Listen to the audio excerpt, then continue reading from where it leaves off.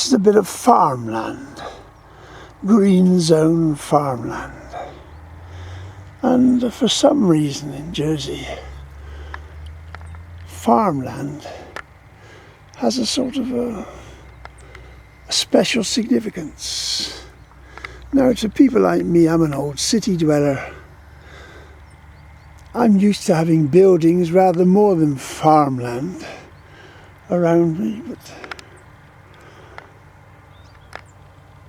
there's a great need for land like this. Now, as you can see, the fields beyond covered in plastic, early potatoes, I suppose. Don't know if you can see them, but down there there's sheds which farmers have built, growers have built. There's more recent sheds, or older sheds I should say. There's old sheds over there, 18th century, 19th century, up to the present day.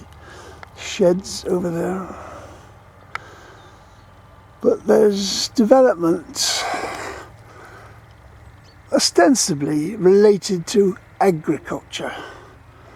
But it looks pretty. It's nice that somebody looks after it and keeps this stage set of pleasantness for us all to enjoy. But the demand for land in this little island is very great. I mean, that's even got the looks of a little orchard about it. I don't know if it has. Looks a bit. And of course that was one of the activities years ago, agriculture, growing apples for making cider.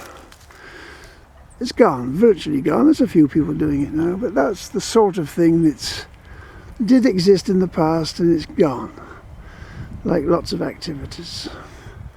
Today, farming, agricultural activities is under great stress.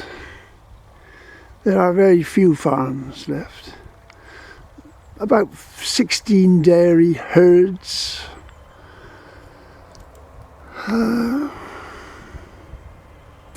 So what's the future? Does it have a future? What's the special status? This is what I can't get. This is a factory, as you can see over there. This isn't a stage set, this is a factory, and there you are, that's a factory with plastic on it. They could be growing hemp here, they could be growing tea or bamboo or anything apparently, and that's acceptable, supposedly, because it's growing in the ground. But is that enough to justify that this land should have priority for this strange so-called agricultural purpose? I don't think it does. There are lots of demands on land in Jersey. Housing, of course, is the one they always talk about. And they're cramming, as we know, housing accommodation into the built-up areas. The areas that are already lacking in amenities. And this field's not available for people from the town to come and enjoy. They can come and look at it maybe, but they can't participate in it, can they? So I've got very grave doubts about agriculture, whether it's sustainable at all. We know there's a pollution problem. We know all about the green stuff that fills St Aubyn's Bay, which may or may not be the result of agricultural pollution, who knows?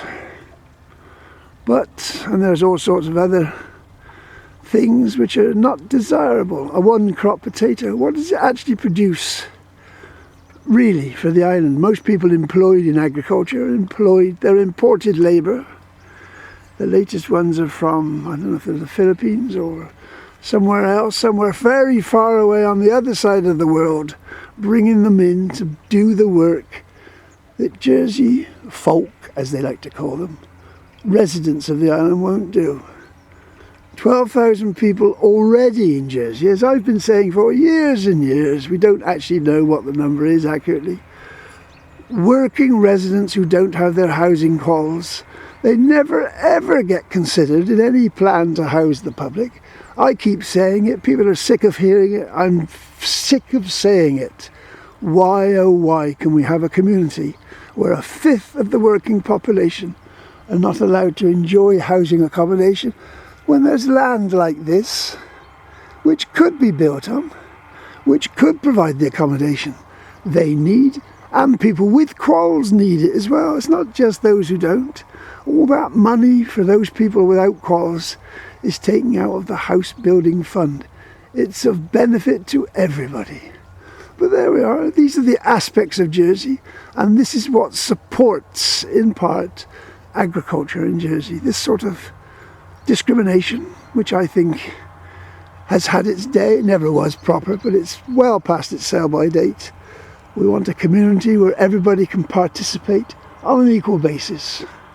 We shouldn't be dragging people halfway across the world, well, more or less the whole way across the world, to do work here with all the cost implications. When at the end of the day, if they manage to make any money, these people, they'd probably send it home, because they're not going to build a home here, especially if they're on short-term contracts, work permits and every other aspect of discrimination. So there's more. When I see a field like this, what I call a factory, it's not a field, or it's not even a piece of ground, it's a factory. Now it could have other purposes. So it's not only housing, all sorts of needs in the island. There's another big H need which they can't seem to resolve. I'm not saying that that one should go here, but you know, we've got needs, and I wonder whether the need for agriculture is as important as people suppose.